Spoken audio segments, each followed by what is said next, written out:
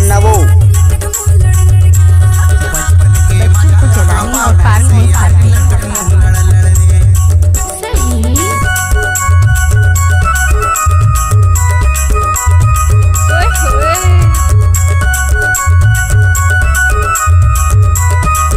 कहीं बात तो समर्थन से निपोर के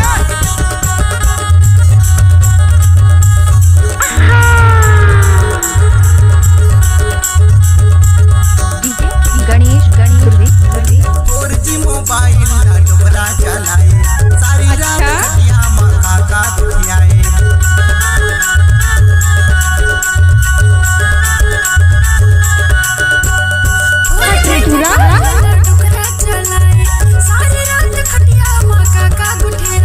सारी रात फुसुर फुसुर काका गोटियाए सयानी लटकम लड़ लड़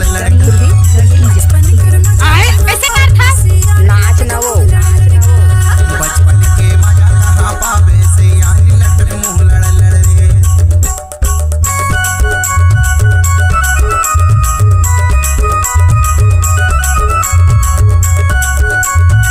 दादा रे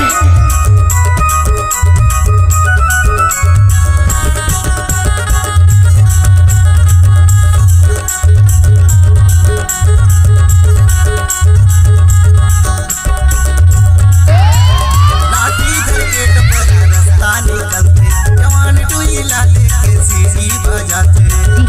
गणेश गणेश